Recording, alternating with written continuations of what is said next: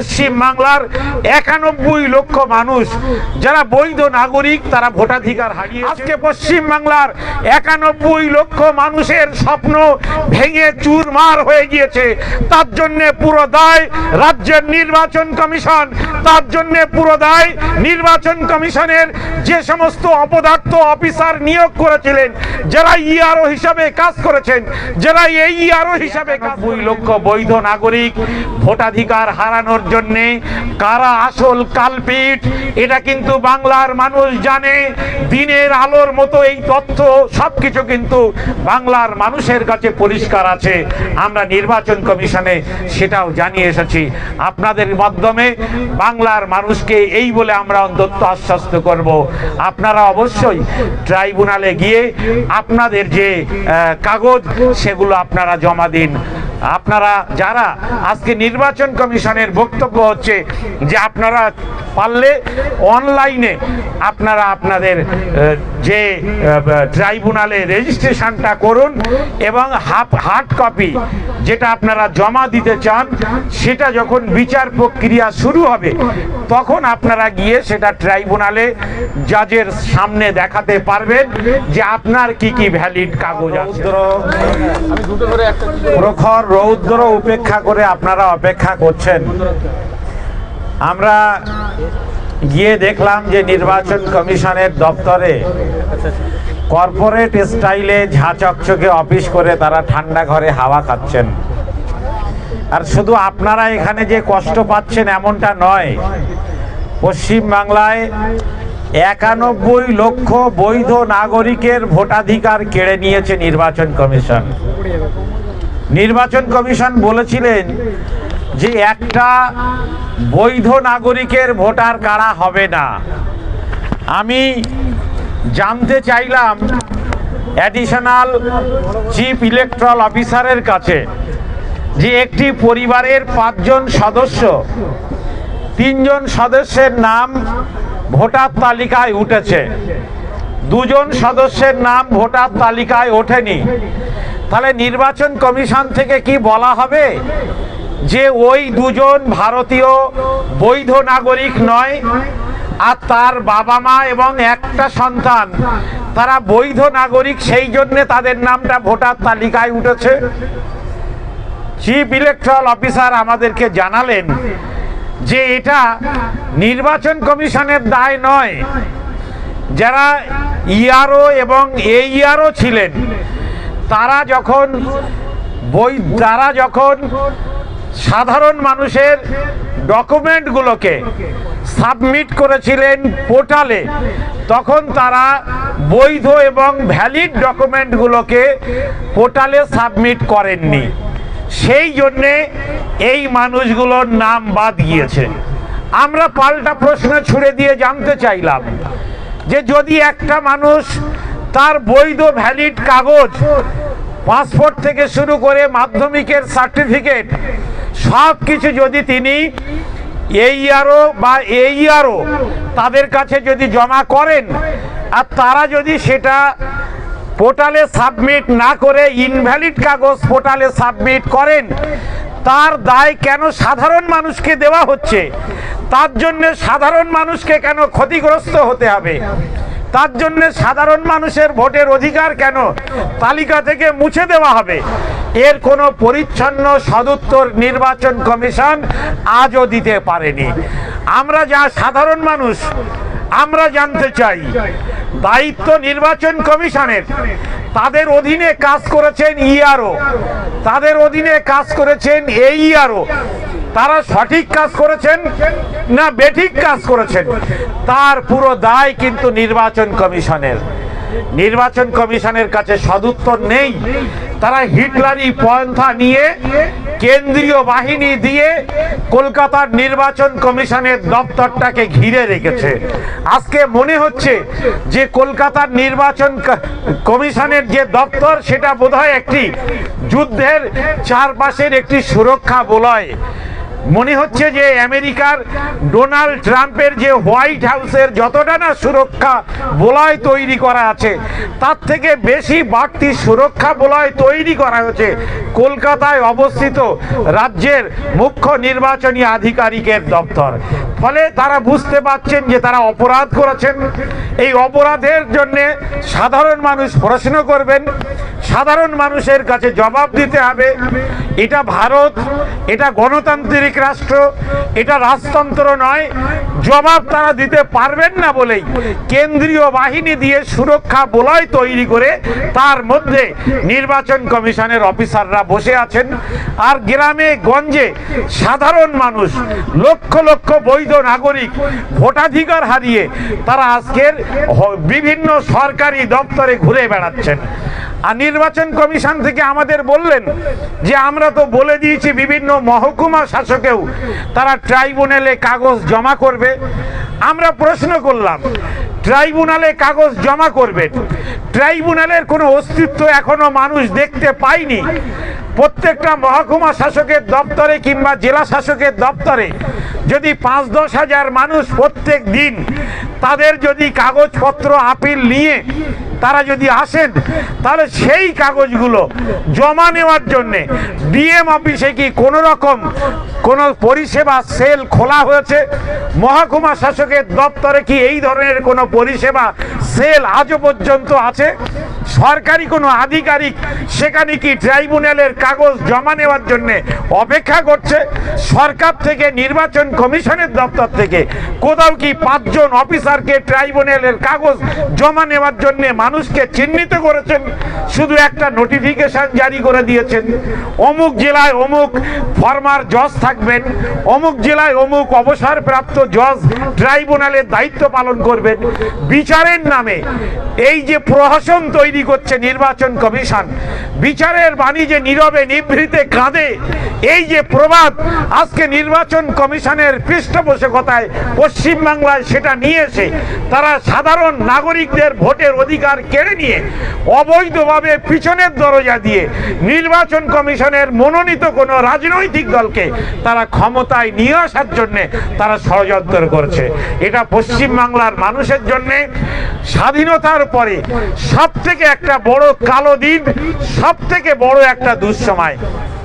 এই দুঃসময় এসে পশ্চিমবাংলার ৯১ লক্ষ মানুষ যারা বৈধ নাগরিক, তারা ভোটাধিকার হারিয়েছেন, তাদের কাছে সুবিচার পৌঁছে দেওয়ার দায়িত্ব আমাদের মতো সাধারণ মানুষের। আজকে অত্যন্ত আফসোসের সঙ্গে বলতে হচ্ছে যে রাজনৈতিক দলগুলো পারে নির্বাচন কমিশনের ওই সুরক্ষা বলয়কে ভেঙে নির্বাচন কমিশনের চোখে চোখ রেখে কৈফিয়ত চাইতে, কিন্তু কোথায় নির্বাচন কমিশন? মনে হচ্ছে তারাও যেন নিজে বাঁচলে বাপমার নাম, সেই রকম এখন রাজনৈতিক দলগুলোর অবস্থা। তারা সাধারণ মানুষের ভোটাধিকার পাইয়ে দেওয়ার জন্য কোনো তাদের চিন্তা নেই, তাদের কোনো অগ্রগতি নেই, কোনো প্রচেষ্টা নেই।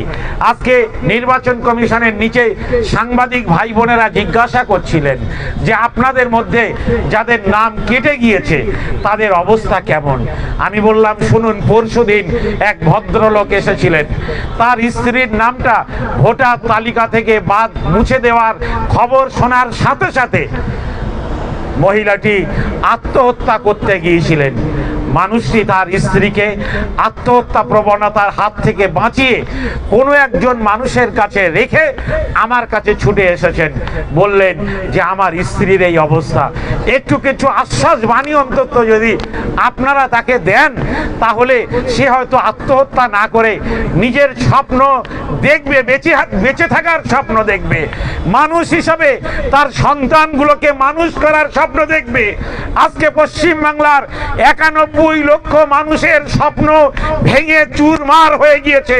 তার জন্য পুরো দায় রাজ্যের নির্বাচন কমিশন, তার জন্য পুরো দায় নির্বাচন কমিশনের যে সমস্ত সমস্ত অপদার্থ অফিসার নিয়োগ করেছিলেন, যারা ইআরও হিসাবে কাজ করেছেন, যারা এই ইআরও হিসাবে কাজ করেছেন, তারা দেখা গিয়েছে সংখ্যালঘু বিদ্বেষ থাকার কারণে মূলত সংখ্যালঘু মুসলমান, দলিত এবং আদিবাসী, যাদের গায়ে থেকে ঘামের গন্ধ বার হয়, যারা দিনমজুর পরিযায়ী শ্রমিক, তাদের নামগুলোকে ভোটার তালিকা থেকে বাদ দেওয়ার জন্য নির্বাচন কমিশনের কথা মতো, নির্বাচন কমিশন যে কথা বলেছেন সেই কথা মতো আপনাদের মাধ্যমে আমি রাজ্যের মানুষকে জানাচ্ছি, তাদের কথাতে এটা পরিষ্কার হচ্ছে যে তাদের প্রতিনিধি, তারা যাদের গা থেকে ঘামের গন্ধ বার হয়, যারা গরিব মানুষ, যারা দিনমজুর, যারা সংখ্যালঘু, যারা ধর্মপ্রাণ মুসলমান, তাদের ভ্যালিড কাগজগুলো নির্বাচন কমিশনের পোর্টালে সাবমিট করেনি।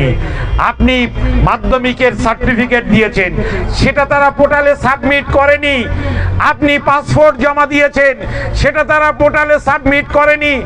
আপনি আপনার যে পেনশনের কাগজ জমা দিয়েছেন, সেটা তারা জমা করেনি। আপনি আপনার সার্ভিস বুক জমা দিয়েছেন, সেটা নির্বাচন কমিশন বলতে চাইছে যে এই ইআরও এবং ইআরও তারা কিন্তু জমা করেনি। সেই জন্যই আজকের নাকি এই 91 লক্ষ মানুষের ভোগান্তি হচ্ছে। আমরা নির্বাচন কমিশনকে বলেছি, তাহলে এই 91 লক্ষ মানুষের ভোগান্তি দূর করার জন্য, যেহেতু দোষ আপনাদের, দোষ নির্বাচন কমিশনের, ভুল নির্বাচন কমিশনের, তাহলে এই 91 লক্ষ মানুষের ভুলকে সংশোধন করে তাদের নির্বাচন কমিশনের উদ্যোগে তাদের ভোটাধিকার ফিরিয়ে দিন। ওনারা তখন বলছেন যে আমরা উট পাখি, আমরা উট, যদি বলা হচ্ছে তো ওনারা মাল বইতে পারবেন না, আবার পাখি বললে উনি উঠতেও পারবেন না। আজকের এই রকম উট পাখির ভূমিকায় বিশেষ করে ভোটার তালিকা তৈরির ক্ষেত্রে নির্বাচন কমিশন একটা চূড়ান্ত অপদার্থ জায়গায় এসেছেন। তারা বলছেন যেহেতু জুডিশিয়াল সিস্টেমে এই 91 লক্ষ ভোটারের নাম বাদ গিয়েছে, তাই জুডিশিয়াল সিস্টেমে এসে 91 লক্ষ মানুষের নাম চূড়ান্ত ভোটার তালিকায় তুলতে হবে। আমরা বলেছি যে তাহলে আপনাদের এই যে বিচার পাওয়ার যে পদ্ধতি, এটাকে সহজলভ্য করতে হবে। ট্রাইব্যুনাল খুলুন, আপনারা আইনি পরিষেবা দিন। ভারতীয় নাগরিক, তারা যদি আইনি পরিষেবা দেওয়ার দায়িত্ব সরকার, মহামান্য কলকাতা হাইকোর্টে যে মানুষটি দারিদ্রতার কারণে উকিল দাঁড় করাতে পারেন না, হাইকোর্ট স্বতঃপ্রণোদিতভাবে একটা দরিদ্র মানুষকে উকিল পাশে উকিল দিয়ে তাকে তার বক্তব্য, তার আত্মপক্ষ সমর্থনের সুযোগ কলকাতা হাইকোর্ট দিয়ে থাকে। এটা আমাদের বিচার ব্যবস্থার একটা বড় মাহাত্ম্য।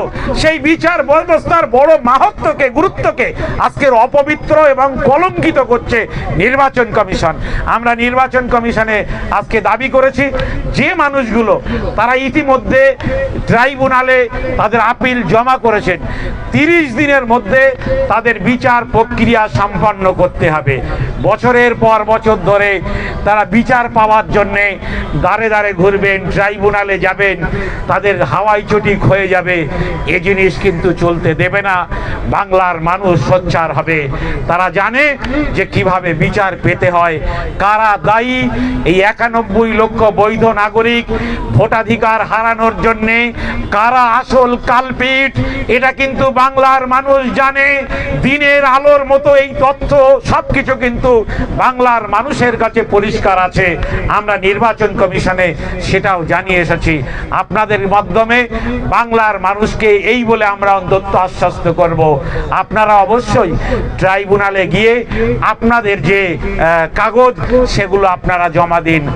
আপনারা যারা আজকে নির্বাচন কমিশনের বক্তব্য হচ্ছে যে আপনারা পারলে অনলাইনে আপনারা আপনাদের যে ট্রাইব্যুনালে রেজিস্ট্রেশনটা করুন এবং হার্ড কপি যেটা আপনারা জমা দিতে চান, সেটা যখন বিচার প্রক্রিয়া শুরু হবে তখন আপনারা গিয়ে সেটা ট্রাইব্যুনালে জাজের সামনে দেখাতে পারবেন যে আপনার কি কি ভ্যালিড কাগজ আছে।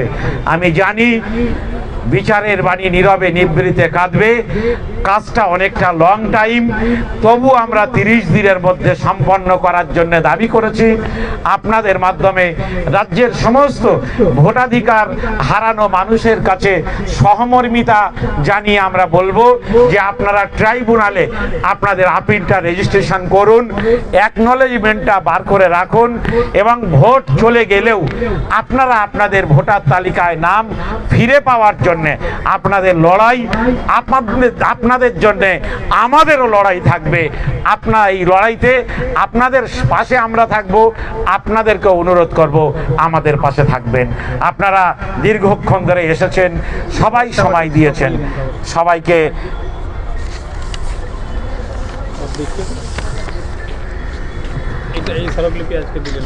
জি জি জি স্মারকলিপি দেওয়া হয়েছে, এটা রিসিভও করে দিয়েছেন আর কি।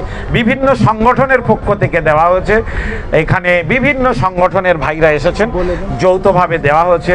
যেমন অল ইন্ডিয়া তৌহিদি জনতা আছে, WPI আছে, পিস আছে, জমিয়তুল আইম্মা ওয়াল ওলামা আছে, তারপরে ঐকতান মিল্লি ইত্তেহাদ পরিষদ আছে, তারপরে সংখ্যালঘু যুব ফেডারেশন আছে, আদিবাসী সমাজের মানুষরা এসেছেন, আমাদের বীরেন মাহাতো নিশ্চয়ই বক্তব্য রেখেছেন, দলিত সমাজের মানুষরা এসেছেন, অনেক হিন্দু সমাজের অন্যান্য দলিত আদিবাসী ছাড়াও অন্যান্যরাও এসেছেন। তাই যারা যারা এসেছেন সবাইকে ধন্যবাদ জানাবো। আমি মনে করি সবাই এসেছেন সাধারণ মানুষের জন্যে। আজকে নির্বাচন কমিশনের আধিকারিকদেরকেও মানবিক হওয়ার জন্য পরামর্শ দিয়েছি, কলকাতা পুলিশকেও মানবিক হওয়ার জন্য অনুরোধ করব, এবং যারা সাংবাদিক বন্ধু আছেন তাদেরকেও বলবো গরিব মানুষ, দিনমজুর মানুষ, তাদের দিকে তাকিয়ে আপনাদের আইন তৈরি হোক। আপনি আরেকটা আমি দাবি করবো আপনাকে জানাচ্ছি যে আগে যেগুলো হিয়ারিং নোটিশ আমাদের এসেছিল, নোটিশে আমাদের কারণগুলো যথাযথভাবে বলা ছিল, কিন্তু যেখানে বিচারপতি রিলিজ করছে সেখানে আমাদের উপযুক্ত কারণ তাদের জানানো হোক। কারণ এমনও আছে একই ফ্যামিলি, আমি বিএলও হিসেবে আমার অভিজ্ঞতা বলছি, একই ফ্যামিলি দুই বোন একই রকমের জমা দিয়েছে, একজনের নাম ডিলিট দিয়েছে, একজনের নাম দিয়েছে। একই ফ্যামিলির 8 ভাই বোন, 4 বোনের 4 জনের নাম উঠেছে, 4 জনের নাম উঠেনি, ডিলিট করেছে। তাই বিচারপতি যে রায়ে ডিলিট দিচ্ছে সেটা ওনারা যথাযথ কারণ দেখাক আমাদের, কেন ডিলিট করা হচ্ছে, কি কারণে ডিলিট করা হচ্ছে, কেন মানুষকে এই ধরনের হয়রানি করা হচ্ছে, এই কারণগুলো ওনারা আমাদের সামনে দেখাক, কেন সাধারণ মানুষ হয়রানি হবে। বলেছেন যে ইয়ারও এই কাজটা করেছে, আসলে কি ওরা করেছে? কারণ ওদের তো নোটিশ ফোকাস করা হয়েছে ইয়ারোদের বাতিল না করার জন্য।